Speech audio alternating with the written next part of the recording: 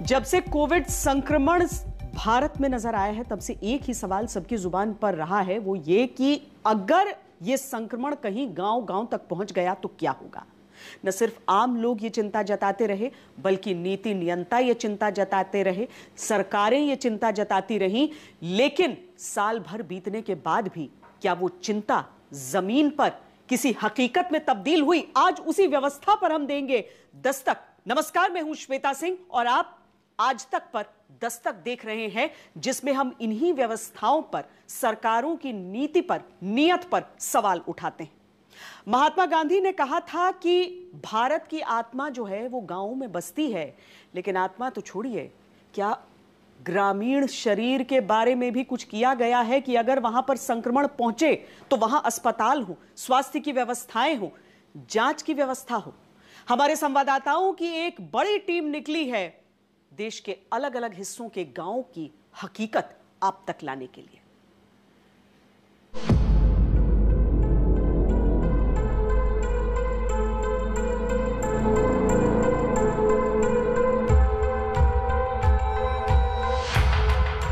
देश के 6 लाख से ज्यादा गांवों में भारत की 70% आबादी रहती है। जो बीमार होती है तो इलाज के लिए गांव के पास उप स्वास्थ्य केंद्र, फिर 6 उप स्वास्थ्य केंद्रों के ऊपर एक प्राइमरी हेल्थ सेंटर होता है, जिसमें 4 से 6 बेड, एक मेडिकल इंचार्ज और 14 पैरामेडिकल स्टाफ होना चाहिए। इसके बाद होता है सामुदायिक स्वास्थ्य केंद्र, जिसमें 30 बेड इलाज के लिए होते हैं, और यहाँ भी इलाज ना मिले तो गांव के मरीज को फिर जिला चिकित्सालय या शहर के प्राइवेट अस्पताल तक अपनी जिंदगी के लिए किस्मत को घिसना पड़ता है। क्योंकि कागज पर नहीं, जब हकीकत की दस्तक देने आज तक देश के गांवों में उतरता है तो उप स्वास्थ्य केंद्र के दरवाजे पर ताला, दीवारों पर गोबर पाथा मिलता है। सरकारी फाइलों से नहीं, जनता के लिए जमीन पर उतरकर अगर अधिकारी देखने भी आ जाएंगे तो पाएंगे कि प्राइमरी हेल्थ सेंटर पर इलाज के लिए मरीज खड़े हैं, जमीन पर पड़े हैं, लेकिन स्वास्थ्य व्यवस्था पर कुनीतियों की तालाबंदी है। हकीकत की जमीन पर दस्तक अगर जनप्रतिनिधि खुद दे दें तो सामुदायिक स्वास्थ्य केंद्र के बेड खाली पाएंगे, क्योंकि डॉक्टरों की नियुक्ति ही नहीं होती है। इसीलिए आज भारत की 70% आबादी किस तरह के उप स्वास्थ्य केंद्रों, प्राइमरी स्वास्थ्य केंद्र और कम्युनिटी हेल्थ सेंटर के भरोसे छोड़ दी गई, इसकी गवाही देख सुनकर अपनी राय दस्तक दे कर दीजिए।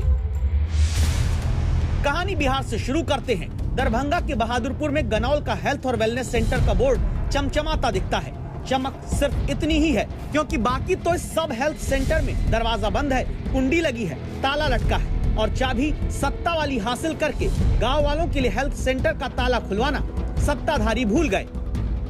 बिहार के ग्रामीण इलाकों में जहां कोरोना का संक्रमण फैला हुआ है, वहां पर अस्पतालों या फिर स्वास्थ्य केंद्रों के क्या हालात हैं, इसकी तस्वीर दिखाने के लिए इस वक्त हम मौजूद हैं दरभंगा के बहादुरपुर में। और मेरे पीछे आप ये जो खंडर नुमा इमारत देख रहे हैं, दरअसल ये एक उप स्वास्थ्य केंद्र है जो कि गनौल में स्थित है। और पहली झलक में ही आपको इस इमारत को देखकर ये अंदाज़ा हो जाएगा कि किस तरीके से ये स्वास्थ्य केंद्र खुद वर्षों से बीमार पड़ा हुआ है। जगह जगह से आप देखिए किस तरीके से ये स्वास्थ्य केंद्र टूटा फूटा है, और लोग बता रहे हैं कि लॉकडाउन के समय से तो ये स्वास्थ्य केंद्र बंद पड़ा ही है। फिल्मी डायलॉग है कि रिश्तों में जान और मोबाइल में नेटवर्क ना हो तो लोग गेम खेलने लगते हैं। इसे थोड़ा यहाँ बदल कर सुनिए। इलाज देने वाले डॉक्टर और सरकारी व्यवस्था की नीयत साफ ना हो तो अस्पताल की दीवार पर लोग गोबर पाथना शुरू कर देते हैं। सबसे चौंकाने वाली तस्वीर आपको हम दिखा रहे हैं। देखिए किस तरीके से इस स्वास्थ्य केंद्र का इस्तेमाल यहाँ के ग्रामीण जो हैं वो गोबर से गोईठा सुखाने के लिए इसका इस्तेमाल कर रहे हैं। हैरानी और परेशानी पैदा करने वाली ये सभी तस्वीरें हैं कि लोग स्वास्थ्य केंद्र का इस्तेमाल इस तरीके से कर रहे हैं। और यहाँ देखिए मवेशियों का जो भूसा होता है वो यहाँ पर गांव वाले जो हैं उन्होंने रखा हुआ है। ताला लगता है महीनों क्या वर्षों से नहीं खुला दवा देने का, क्योंकि बंद अस्पताल लाख का है और खुल गया तो खाक का है। अंदर कुछ नहीं दिखता जो बता दे कि यहाँ इलाज भी हो सकता है। लालू प्रसाद जिस टाइम में मुख्यमंत्री थे बिहार के, तो उद्घाटन का उन्हीं का घोषणा हुआ कि लालू प्रसाद जी इसका उद्घाटन करेंगे। 95-96 की बात है। लेकिन आज तक यहाँ सही ढंग से न डॉक्टर रहता है, न सही उपचार होता है। ये लमसम कम से कम 15-20 हज़ार इस क्षेत्र का पॉपुलेशन है। ये 3-4 पंचायत लाभार्थी ये हॉस्पिटल यदि सुचारू रूप से चालू हो जाए, कम 20,000 आदमी का ये पूरा जनसंख्या इस इलाका में है। हम लोग रात दिन जो है पेशेंट को दरभंगा लेके जाते हैं, यहाँ कोई सुविधा हम लोग को बगल में नहीं मिल पाता है। हम लोग को दरभंगा लेके जाता है, हम लोग को बहुत पैसा दरभंगा में खर्च होता है। यहाँ सरकार जो सुविधा दे रही है उसका फायदा हम लोग को नहीं मिल रहा। बिहार की स्वास्थ्य व्यवस्था कितनी गुड और कितनी गोबर है, इस बात से जान लीजिए कि मार्च 2020 के आंकड़ों के मुताबिक बिहार के प्राइमरी हेल्थ सेंटर पर 51,409 लोगों के इलाज के लिए एक डॉक्टर मिल पाता है। और अगर सामुदायिक स्वास्थ्य केंद्र की बात करें तो बिहार में CHC पर 8,60,000 लोगों की आबादी पर जाकर एक स्पेशलिस्ट डॉक्टर मिल पाता है। बिहार में 603 करोड़ रुपए खर्च करके 201 प्राइमरी हेल्थ सेंटर को 6 बेड से अपग्रेड करके 30 बेड वाला CHC बना दिया गया। 176 ऐसे हेल्थ सेंटर का उद्घाटन भी नीतीश कुमार कर चुके हैं। लेकिन जैसे पटना के पास इस हेल्थ सेंटर के बेड खाली पड़े हैं, वैसे ही आरोप है बाकी अस्पतालों का हाल है। साफ है कि ग्रामीण क्षेत्रों में स्वास्थ्य व्यवस्था को दुरुस्त करने के लिए स्वास्थ्य केंद्रों के नाम तो बदल गए हैं, लेकिन उसके प्रवृत्ति और प्रकृति में कोई विशेष अंतर नहीं आया है। अस्पताल के नाम पर बड़े बड़े भवन तो बना दिए गए हैं, लेकिन इलाज कौन करेगा? डॉक्टर कहाँ हैं? नर्सेज कहाँ हैं? मेडिकल स्टाफ कहाँ हैं? वो आज भी जनता ढूंढ रही है। बिहार का स्वास्थ्य व्यवस्था समाप्त हो चुका है। लगभग 603.24 करोड़ के लागत से 202 सामुदायिक स्वास्थ्य केंद्र भवनों का निर्माण हुआ, उसके उद्घाटन भी किए गए। लेकिन जो मापदंड है भारत सरकार स्वास्थ्य मंत्रालय का, उस मापदंड के अनुरूप किसी भी CHC या PHC में doctor, nursing staff, medical staff, technician की नियुक्ति नहीं की गई बिहार के अंदर। ऐसी हालत सिर्फ बिहार की नहीं, मार्च 2020 के आंकड़ों के मुताबिक उत्तर प्रदेश के प्राइमरी हेल्थ सेंटर्स पर 54,970 लोगों की आबादी पर एक डॉक्टर इलाज को मिलता है। मध्य प्रदेश में 56,712 लोगों के इलाज के लिए एक डॉक्टर गांव में प्राइमरी हेल्थ सेंटर पर है। पंजाब में 31,758 लोगों के इलाज पर प्राइमरी स्तर पर एक डॉक्टर मिल जाए तो यही बड़ी बात है। और राजस्थान में 30,013 लोगों के इलाज के लिए गांवों में प्राइमरी हेल्थ सेंटर पर एक डॉक्टर है। मध्य प्रदेश की राजधानी भोपाल से सिर्फ 30 किलोमीटर दूर जाकर जब आज तक संवाददाता रवीश पाल सिंह कलारा गांव पहुंचते हैं तो सरकारी उप स्वास्थ्य केंद्र से इलाज की असलियत पर ताला लटकता पाते हैं, जो ग्रामीणों को महामारी के दौर में सेहत सुरक्षा के नाम पर मुंह चिढ़ाता है। इस उप स्वास्थ्य केंद्र को इसलिए बनाया गया है ताकि देर सवेर अगर किसी को रात को या किसी भी ऐसे समय पे सरकारी चिकित्सा की मदद की दरकार हो तो पहले उसका शुरुआती इलाज इस उप स्वास्थ्य केंद्र में हो जाए और उसके बाद उसे फिर यहाँ से आगे प्राथमिक स्वास्थ्य केंद्र गुनगा भेजा जाए या फिर बहुत ज्यादा तकलीफ होने पे आगे भोपाल भेजा जाए। लेकिन यहाँ पे अगर आप देखें तो फिलहाल ये ताला लगा हुआ है। ऐसे एक उप स्वास्थ्य केंद्र पर एक ANM यानी नर्स, एक कम्युनिटी हेल्थ ऑफिसर, एक मल्टीपर्पज वर्कर यानी जो स्वास्थ्य सुविधा सहायक के तौर पर कई काम कर सके, वो होना चाहिए। लेकिन ये कहां से मिलेंगे? क्योंकि हकीकत तो यह है कि पश्चिम बंगाल के ग्रामीण इलाकों में 94% स्पेशलिस्ट डॉक्टर्स की कमी है। गुजरात में 91% स्पेशलिस्ट डॉक्टर ग्रामीण इलाकों में नहीं है। बिहार में 86% विशेषज्ञ डॉक्टरों की कमी गाँव वालों के लिए है और छत्तीसगढ़ में 91%। ऐसी हालत में एक डॉक्टर की तलाश में आज भी देश के हर राज्य में गांव का गरीब ग्रामीण नागरिक खड़ा इंतजार करता है, जिसे इन्हीं प्राथमिक स्वास्थ्य केंद्रों पर जब इलाज नहीं मिलता तो बीमारी बढ़ती है। उस नागरिक को शहर इलाज कराने आना पड़ता है और शहर में इलाज का महंगा खर्च गांव में गरीब का खेत, घर, गहना सब बिकवा देता है। भोपाल से रवीश पाल सिंह और पटना से सुजीत कुमार झा के साथ रोहित कुमार सिंह, दरभंगा आज तक। हम ये दस्तक देते हैं ताकि व्यवस्था में सुधार हो और वाकई जब ये दस्तक दी जाती है तो आपकी आवाज और हमारी आवाज मिलकर बदलाव होता है, जिस तरीके से बिहार के एक अस्पताल में हुआ। वहां की व्यवस्था किस तरीके से अब बदली है वो देखिए, क्योंकि पहले एक खंडहर में, यानी अस्पताल नहीं, एक जर्जर इमारत, एक खंडहर में मरीजों का इलाज हो रहा था। और किस तरीके से आज तक ने जब इसके खिलाफ आवाज उठाई है, तो अब मरीजों को शिफ्ट किया गया है एक बेहतर व्यवस्था में। दरभंगा मेडिकल कॉलेज की जिस जर्जर इमारत में मौत की आशंका के बीच मरीजों का इलाज किया जा रहा था, अब वहां से अस्पताल प्रशासन ने आम लोगों, मरीजों, परिजनों को हटाकर दूसरी बिल्डिंग में शिफ्ट कर दिया है। हमारे संवाददाता रोहित कुमार सिंह ये रिपोर्ट आपके सामने लेकर आए थे, जिसमें हमने मांग रखी थी कि इन मरीजों का सुरक्षित इलाज हो, न कि डर के साए में इन्हें रखा जाए। 2016 में विश्व स्वास्थ्य संगठन यानी कि WHO ने अपनी एक रिपोर्ट में कहा था कि भारत में 57% जो है वो झोला छाप डॉक्टर हैं। वैसे भी कहावत हमारे यहाँ पुरानी रही है, नीम हकीम खतराए जान।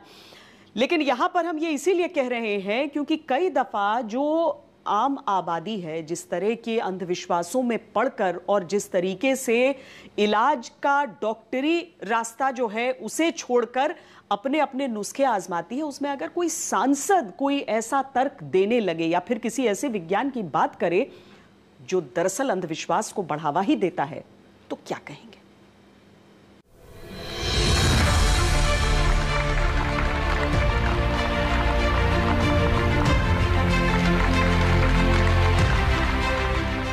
ये तस्वीर आज की है जब रक्षा अनुसंधान और विकास संगठन यानी DRDO की टीम ने वैज्ञानिक रिसर्च के आधार पर कोरोना की दवा 2DG तैयार की। रक्षा मंत्री ने स्वास्थ्य मंत्री को सौंपा और 3 चरण के ट्रायल के बाद दावा है कि ये दवा कोरोना के मरीजों में संक्रमण बढ़ने से रोकती है।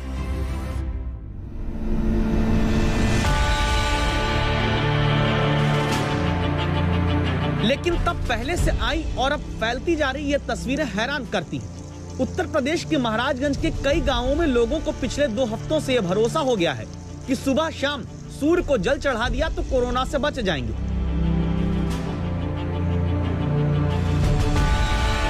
आस्था से शक्ति मिल सकती है, लेकिन वायरस का इलाज हो जाएगा, ये भ्रम जनता के दिमाग तक कैसे पहुंचता है?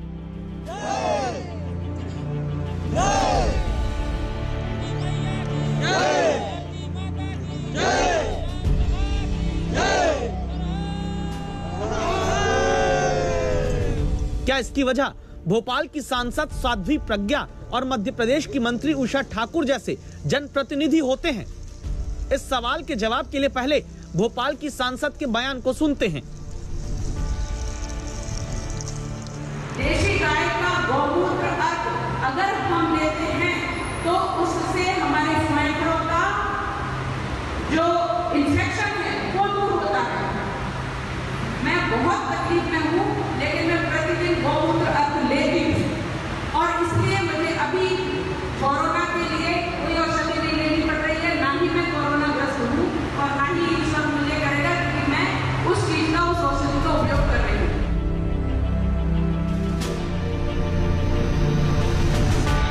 DRDO के वैज्ञानिक, ICMR के बड़े बड़े ज्ञाता, एम्स के सारे रिसर्च करने वाले डॉक्टर, महामारी पर देशवासियों की जान बचाने के लिए जुटे जानकार, सबकी महीनों की मेहनत और करोड़ों रुपए की लागत से दूर सांसद जी के साइंस में इन्हीं पर ट्रायल है। इन्हीं का नतीजा है कि गोमूत्र पीने से फेफड़े का इन्फेक्शन दूर हो जाता है। देसी गाय का गोमूत्र पी लेने से कोरोना की दवा नहीं लेनी पड़ती और देसी गाय का गोमूत्र पीने वालों को ईश्वर कोरोना की बीमारी भी नहीं देगा। गोमूत्र मेडिकल साइंस का बखान करने के बाद साध्वी प्रज्ञा आगे ये भी बताती हैं कि इसका फायदा कैसे और क्यों होता है।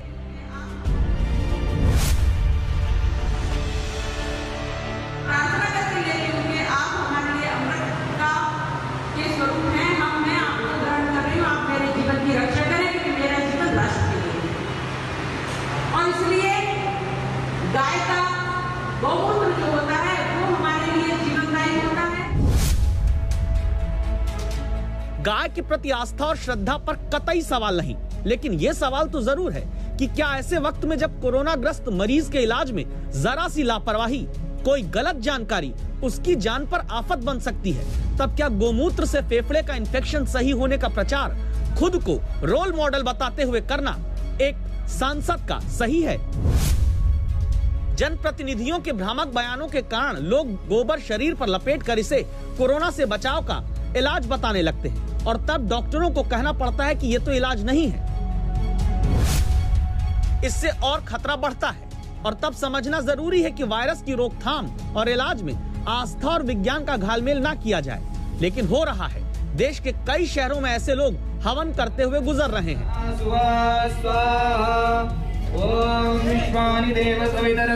आहुति देने के लिए लोगों को घर से बुलाते हैं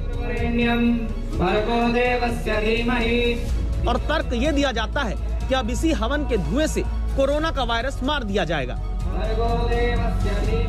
आम की लकड़ी प्रयोग होती है, वो होता है हाइड्रोकार्बन, और जो घी हम यूज करते हैं इसमें गाय का शुद्ध देसी घी, वो होता है फैटी एसिड। जब हम अग्नि की प्रेजेंस में आहुति करते हैं तो नेसेंट ऑक्सीजन मॉलिक्यूलर ऑक्सीजन के साथ रिएक्ट करके ओजोन जैसी अच्छी गैसेस का निर्माण करती है।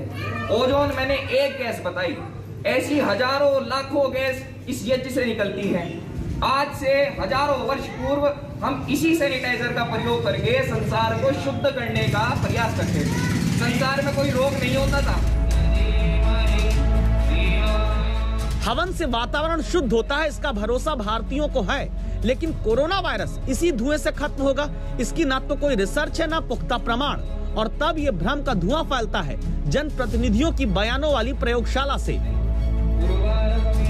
महामारियों के नाश में अनादिकाल से इस यज्ञ की पावन परंपरा, ये यज्ञ चिकित्सा है, ये धर्मांधता नहीं है, ये कर्मकांड नहीं है, ये यज्ञ चिकित्सा है पर्यावरण को शुद्ध करने की।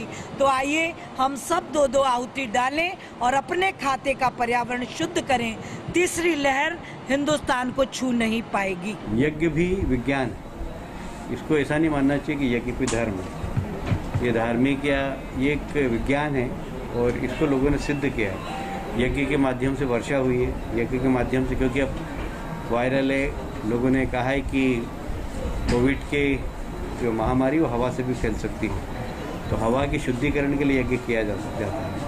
तो मैं उषा ठाकुर जी ने कहा, मैं उसका विरोध भी नहीं करूँगा और एकदम सहमति प्रदान भी नहीं करूँगा।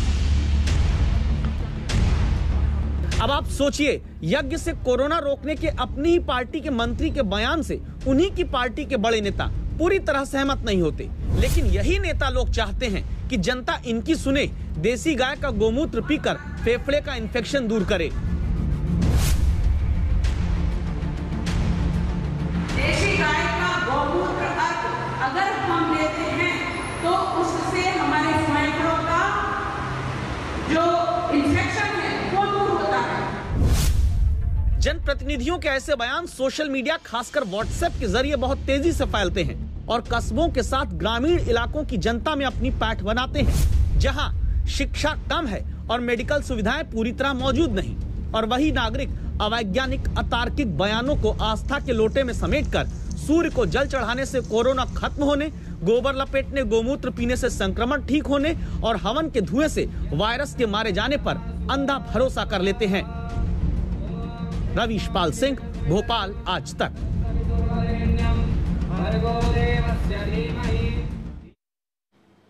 कहते हैं राजनीति में सारा खेल जो होता है वो टाइमिंग का होता है, और खासकर जब बात पश्चिम बंगाल की राजनीति की हो तो टाइमिंग की बात खास तौर पर की जाती है।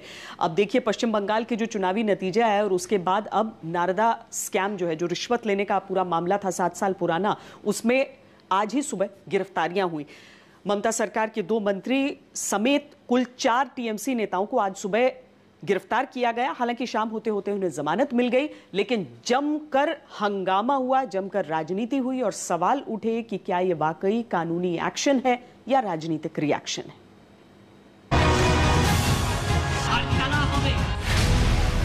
कोलकाता की इन तस्वीरों ने बताया कि पश्चिम बंगाल में चुनाव भले 2.5 हफ्ते पहले खत्म हो गए, लेकिन सीबीआई के 2.5 कदम के एक्शन के बाद केंद्र और राज्य के बीच टकराव का चक्रव्यूह और गहरा हो गया। हुआ दरअसल ये कि बंगाल के रिजल्ट के 15 दिन बाद सीबीआई ने 7 साल पुराने नारदा रिश्वत मामले में ममता सरकार के 2 मंत्रियों फिराद हाकिम, सुब्रत मुखर्जी समेत विधायक मदन मित्रा और नेता सोवन चटर्जी पर छापा मारकर पूछताछ का पहला कदम आज उठाया। दूसरा कदम सीबीआई ने ममता के 4 बड़े नेताओं की गिरफ्तारी का उठाया। लेकिन जब अदालत में सीबीआई ने इन सभी नेताओं की कस्टडी मांगने का अगला आधा कदम चला तो स्पेशल कोर्ट ने चारों नेताओं को जमानत दे दी और दिन भर की तस्वीरों ने बता दिया कि पश्चिम बंगाल में असली खेला अब होना शुरू हुआ। कैसे? सीबीआई के कानूनी एक्शन पर मुख्यमंत्री ममता बनर्जी निजाम पैलेस के सीबीआई दफ्तर में 6 घंटे अघोषित धरना देती हैं।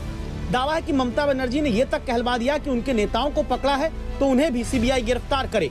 ममता के एक्शन से टीएमसी कार्यकर्ता भी सीबीआई दफ्तर घेर लेते हैं, सुरक्षा बलों से झड़प होती है। टीएमसी की ओर से राज्य भर में विरोध प्रदर्शन हो रहा है। इस वक्त हम लोग हैं निजाम पैलेस, जहां पर सीबीआई का दफ्तर है। उस कॉम्प्लेक्स का जो मेन गेट है, मेन गेट के सामने भी विरोध प्रदर्शन चल रहा है। जब से इन चारों को गिरफ्तार किया गया है, फरहाद हकीम, मदन मित्रा, शोभन चटर्जी और सुब्रत मुखर्जी, इन चारों की गिरफ्तारी के विरोध में लगातार विरोध प्रदर्शन हो रहा है। केंद्र और राज्य के बीच टकराव की हालत ये कि ममता बनर्जी शासित राज्य में केंद्र के अधीन आने वाली एजेंसी की जांच के कदम से नाराज ममता की पार्टी के कार्यकर्ता केंद्रीय सुरक्षा बलों पर पथराव करते हैं और केंद्र को रिपोर्ट करने वाले राज्यपाल ममता बनर्जी को संबोधित करते हुए लिखते हैं कि पूरी तरह से अराजकता ही अराजकता, पुलिस और प्रशासन मौन की मुद्रा में है। आपसे उम्मीद है कि आप इस तरह की अराजकता और असंवैधानिक तंत्र की विफलता के नतीजों को महसूस करेंगी। इस विस्फोटक स्थिति को देखने, नियंत्रित करने का समय आ गया है। टकराव के हालात ऐसे हैं कि कोलकाता के न्यू टाउन में टीएमसी कार्यकर्ताओं ने पीएम मोदी, गृह मंत्री अमित शाह और राज्यपाल जगदीप धनखड़ के पुतले फूंक दिए और नेताओं के बयान अनियंत्रित हो गए। Governor is a blood sucker. এই গভর্নর একদম মানে একটা মিনিট থাকা উচিত নয়। এ ঘুরে ঘুরে বেড়াচ্ছে, মতো ঘুরে ঘুরে বেড়াচ্ছে একদম। ये गिरफ्तारी सुप्रीम कोर्ट का आदेश पर सीबीआई ने किया। इसमें अपराध तंत्र है, इसमें कोई राजनीति नहीं है।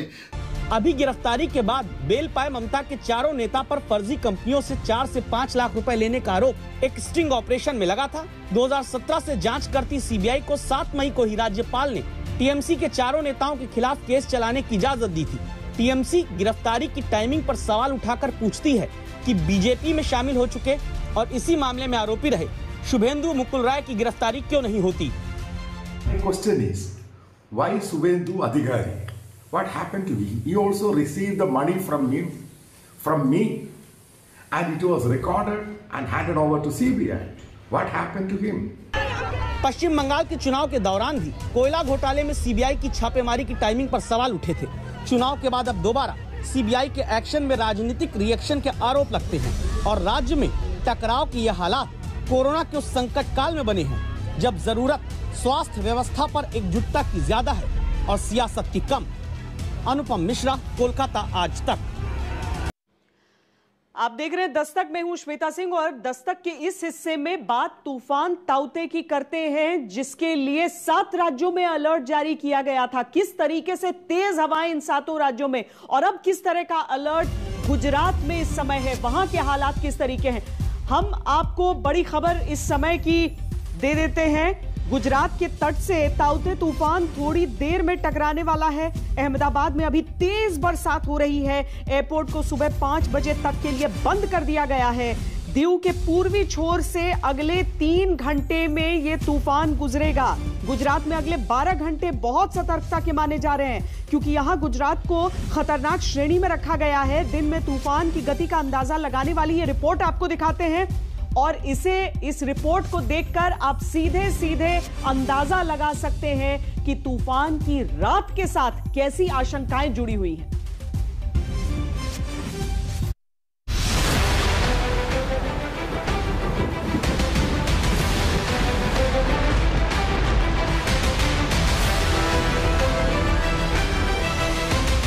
सावधान, यह है तबाही का महातूफान।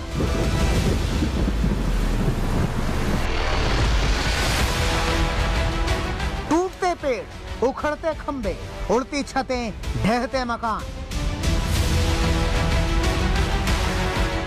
कोरोना काल में तबाही का दूसरा नाम बना ताउते।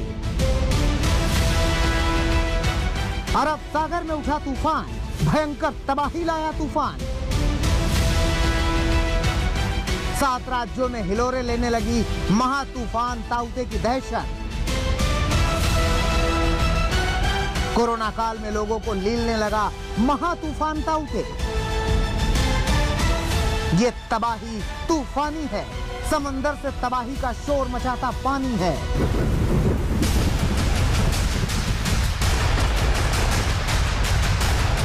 अरब सागर में उठे चक्रवाती तूफान ताउते ने दहशत का ऐसा शोर मचाया है कि हर कोई थर्राया है। जहां जहां समंदर है, इस तूफान की आहट भर ही तबाही के निशान छोड़ रही है। तूफानी तबाही की इन तस्वीरों को देखिए। तेज हवा के साथ बारिश में कहीं पेड़ धराशायी हो गए तो कहीं घर के घर ताश के पत्तों की तरह बिखर गए। कर्नाटक के उत्तर कन्नड़ जिले में ताउते तूफान ने जमकर तबाही मचाई है। उडुपी में 4 लोगों की मौत हो गई। उत्तर कन्नड़ जिले में तूफान की तबाही में 71 घर तबाह हो गए। मछुआरों की 76 बोट भी तबाह हो गई। 270 से ज्यादा बिजली के खंभे गिर गए। जबकि भारी बारिश के चलते कर्नाटक के दक्षिण कन्नड़ जिले में लगभग 120 घर ढह गए।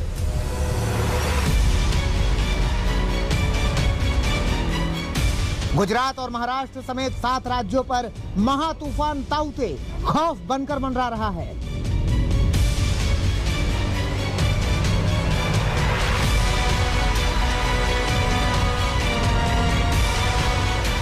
लक्षद्वीप, तमिलनाडु, केरल, कर्नाटक, महाराष्ट्र, गुजरात और पश्चिमी राजस्थान में ताउते ने अपनी टेढ़ी चाल चल दी है। कर्नाटक के 6 जिलों पर इसका काफी बुरा असर पड़ा है। इन जिलों के 73 गांव इससे प्रभावित हुए हैं।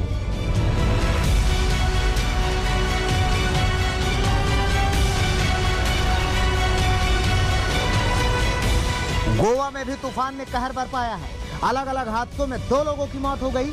एक हादसे में बाइक सवार पर बिजली का खंभा गिरा, जबकि एक दूसरे हादसे में पेड़ गिरने से एक शख्स की मौत हो गई। तूफान में 100 घर बुरी तरह तबाह हो गए, जबकि 100 घरों को मामूली नुकसान पहुंचा है। गोवा में तूफान की वजह से करीब 500 पेड़ गिर गए। जगह जगह रास्ते बंद हैं।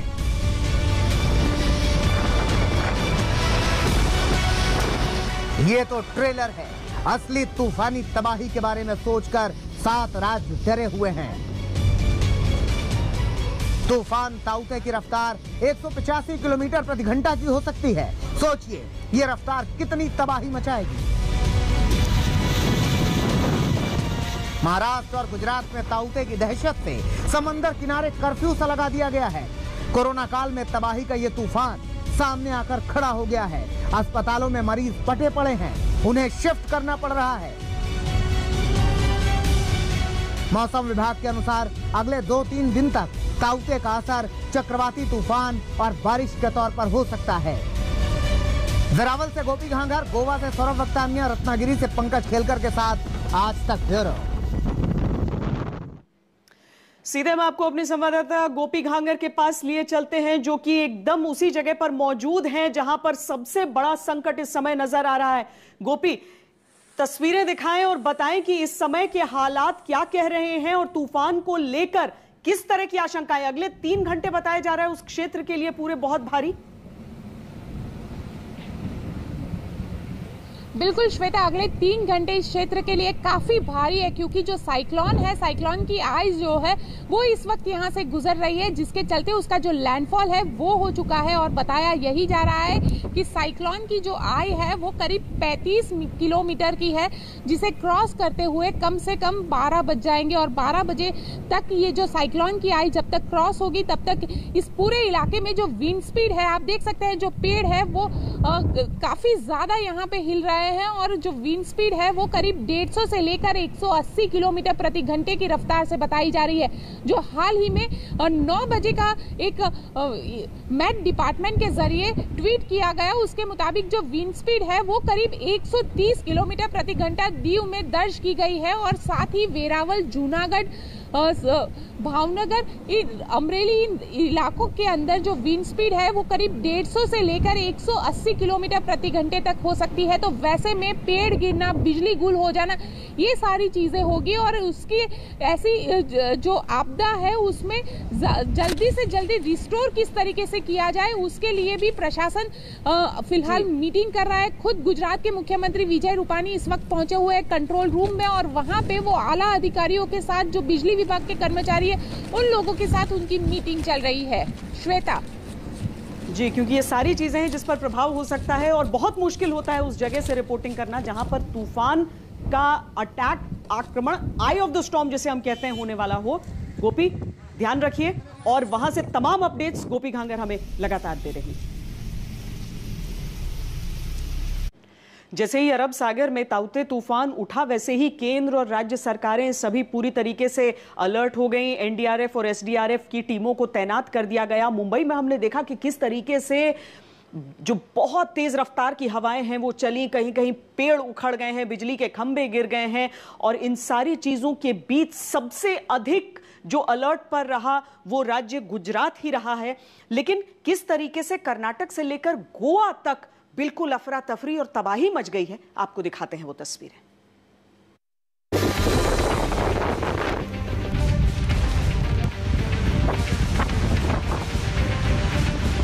ये मुंबई की तस्वीरें हैं। समंदर उफन उफन कर आ रहा है और दहशत का शोर सुना रहा है। तूफानी हवाएं तांडव मचा रही हैं। ऊपर से बारिश ने जीना दुश्वार करके रखा है। इस वक्त हम मुंबई के वेस्टर्न एक्सप्रेस हाईवे पे हैं। तेज बरसात जो मुंबई में साइक्लोन ताउते की वजह से हो रही है, उसकी वजह से देख लीजिए विजिबिलिटी इतनी लो है। बीच दोपहर का समय है और लोगों को गाड़ियों का लाइट ऑन करके गाड़ी चलानी पड़ रही है क्योंकि विजिबिलिटी इतनी तरीके से गिर गई है। चलिए सबसे पहले आपको दिखाते हैं ताउते से बचने के लिए महाराष्ट्र ने किस तरह से और कौन कौन सी तैयारियां की हैं। लिया है साइक्लोन मुंबई में क्या असर दिखाएगा ये तो अभी कहा नहीं जा सकता, लेकिन ऐसा प्रिकॉशनरी मेजर तमाम कदम उठाए जा रहे हैं। इस वक्त मुंबई के अलग अलग बीचेस पर एनडीआरएफ टीम एक्टिव हो गई है। जुहू इलाके में, जुहू बीच के पास देखिए किस तरीके से एनडीआरएफ की यहां पर टीम आ गई है जो यहां पर लाइफ सेविंग इक्विपमेंट्स लेके बिल्कुल तैयार है। महाराष्ट्र में चक्रवाती तूफान ताउते के खौफ का आलम यह है कि तटीय इलाकों को खाली करा लिया गया है। महाराष्ट्र के समुद्री तट से लगे जिलों से 12,420 लोगों को सुरक्षित स्थान पर पहुंचाया गया है। महाराष्ट्र में मुंबई समेत कई तटीय जिलों में तूफान की वजह से वैक्सीनेशन बंद करना पड़ा है। यहां मुंबई समेत कई शहरों में अलर्ट जारी कर दिया गया है। अभी आप सब लोगों को मालूम है कि ये साइक्लोन जो ताउते है ये अभी वेरी सीवियर साइक्लोनिक स्टॉर्म है। इसका जो करंट जो लोकेशन है east central Arabian sea, okay, exact latitude longitude अभी जो है 15 degree north and 72.7 degree east. अभी ये 130 kilometre west south west of Panjim Goa है, 450 किलोमीटर साउथ ऑफ मुंबई है और 700 kilometre south south east of भेरावाला है। और अब गुजरात में ताउते की दहशत किस कदर दौड़ी वो भी दिखाते हैं। गुजरात में 23 साल बाद इतने भयानक तूफान की भविष्यवाणी की गई। हम आपको बता दें कि 9 जून 1998 में कच्छ जिले के कांडला में इतना भयानक तूफान आया था।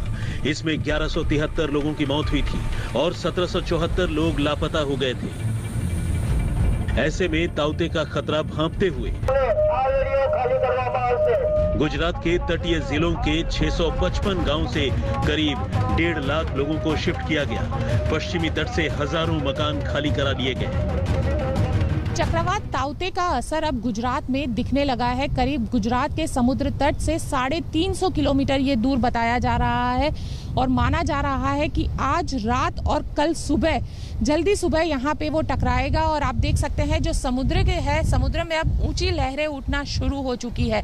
दरअसल गुजरात के जो दक्षिण गुजरात है और सौराष्ट्र का इलाका है वहाँ पे इसका सबसे ज्यादा असर देखने मिलेगा। और माना जा रहा है कि जो चक्रवात है वो वेरावल के पास से यहाँ पे उसका जो लैंडफॉल है वो ऊना वेरावल के बीच में होगा, जिसका असर सबसे ज्यादा वेरावल में होगा। और आप देख सकते हैं कि जो वेरावल का समुद्र तट है वो काफी रफ हो चुका है और यहाँ पे जो पुलिस है, पुलिस भी अब लोगों को जो समुद्र के किनारे पे सुबह सुबह आए हुए थे उन लोगों को यहाँ पे खदेड़ने का काम पुलिस ने भी शुरू कर दिया है। साथ ही एनडीआरएफ की जो टीमें हैं वो भी पूरे गुजरात में तैनात कर दी गई है और खास करके जो कोस्टल इलाके हैं, समुद्र तट वाले शहर है, वहाँ पे इस टीमों को तैनात कर दिया गया है। गुजरात के जूनागढ़ में सैकड़ों लोगों को सरकारी शेल्टर होम्स में शिफ्ट किया गया है।